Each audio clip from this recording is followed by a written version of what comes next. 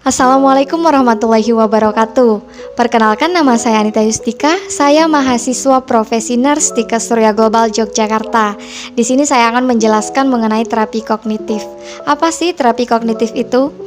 Terapi kognitif adalah suatu perawatan psikologis untuk melatih seseorang dalam mengidentifikasi maupun mengoreksi pikiran-pikiran negatif sehingga pikiran ataupun perasaan negatif tersebut dapat ditekan ataupun dihilangkan. Biasanya terapi kognitif dilakukan pada pasien depresi, gangguan panik, gangguan obsesif kompulsif, dan gangguan kepribadian paranoid. Nah, tujuan dari dilakukan terapi kognitif yang pertama yaitu untuk memperbaiki proses pikir. Kemudian yang kedua, untuk mengurangi ataupun menghilangkan perilaku yang menyimpang serta dapat meningkatkan perilaku yang produktif dan dapat meningkatkan kepuasan dalam penerimaan diri seseorang.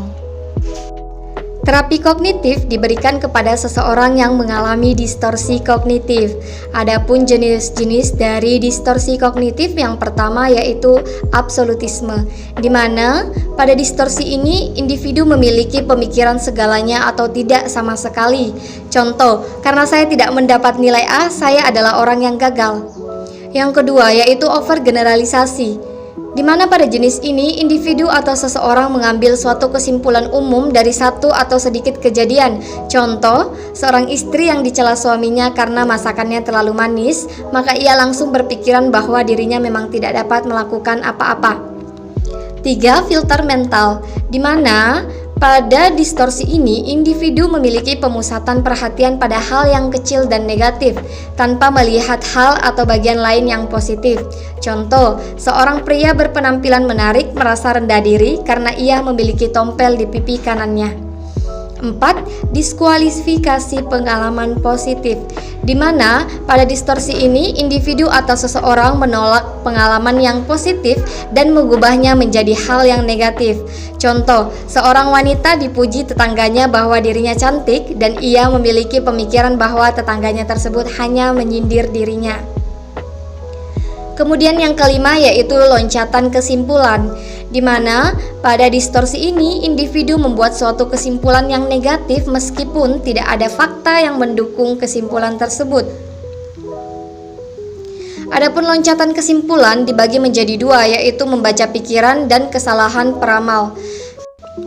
Kemudian yang keenam yaitu pembesaran atau pengecilan, di mana pada distorsi ini individu membesar-besarkan hal yang negatif atau mengecil-ngecilkan hal yang positif. Contoh, seorang suami yang lupa mencium istrinya berpikiran bahwa dirinya telah melakukan kesalahan besar, atau suami yang sangat perhatian kepada istrinya menganggap bahwa yang ia lakukan adalah tidak berarti. Kemudian untuk jenis yang ketujuh yaitu penalaran emosional, di mana pada distorsi ini individu membuat suatu keputusan berdasarkan perasaan, bukan berdasar pada realitas yang objektif. Contoh, saya merasa tidak bisa, karena itu saya pasti seorang yang tidak pintar. Kemudian yang kedelapan yaitu pernyataan harus, di mana individu yang memiliki distorsi ini memiliki pendekatan harus dalam kehidupannya. Contoh, saya harus lulus dengan nilai A, atau ia seharusnya mengerti pikiranku pada saat itu.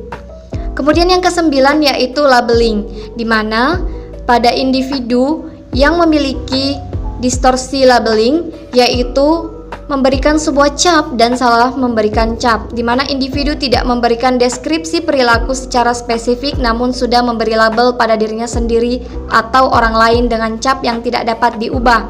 Labeling ini yaitu keadaan yang lebih parah dari overgeneralisasi.